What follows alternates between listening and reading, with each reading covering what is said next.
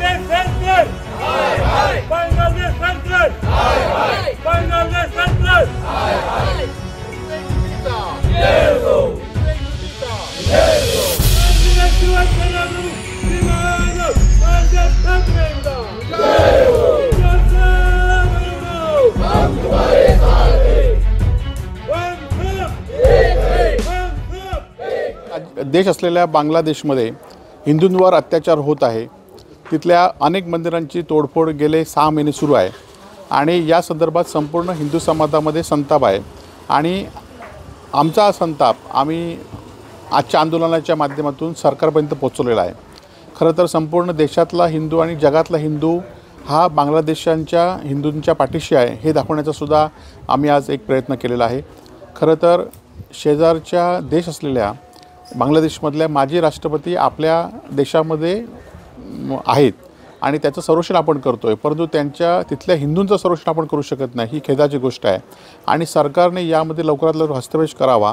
आणि ज्याप्रमाणे याआधीसुद्धा बांगलादेशमध्ये सरकारने कारवाई करून त्यावेळी बांगलादेश स्वतंत्र केलं होतं, त्याचप्रमाणे जर हिंदूंवर जर अत्याचार होत असेल तर आपण त्या ठिकाणी कारवाई केली पाहिजे अशी आमची मागणी या ठिकाणी आहे।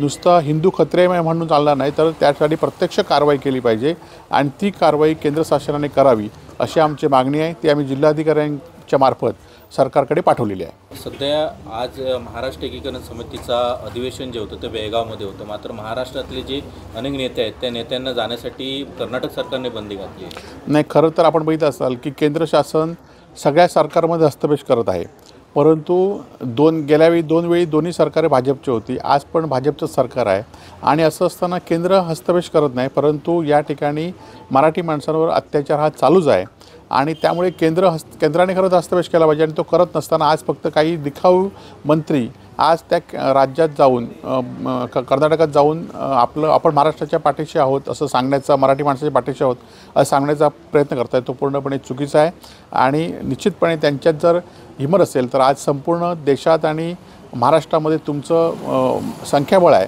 असं असताना तुम्ही त्या ठिकाणी हा केंद्रशासित प्रदेश केला पाहिजे किंवा बेळगाव महाराष्ट्रामध्ये आणलं पाहिजे, यासाठी तुम्ही भूमिका घेतली पाहिजे। ती तुम्ही घेत नाहीत आणि फक्त मराठी माणसाच्या पाठी असल्याचं तुम्ही दाखवताय। खरं तर अनेक उद्योग गुजरातकडे जात असताना आज तुम्ही फक्त महाराष्ट्रामध्ये दिखावा या ठिकाणी करतायत, तसाच दिखावा कर्नाटकच्या बाबतीत आपण करत आहात असा आमची आरोप आहे आणि मराठी माणसांच्या पाठीशी शिवसेना पहिल्यापासून होती। 105 हुतात्मेसुद्धा आम्ही त्यावेळी दिलेले आहेत आणि त्यामुळे आम्ही शिवसेना मराठी माणसांच्या पाठीशी, बेळगावातल्या कारवारच्या मराठी माणसांच्या पाठीशी आम्ही आहोत।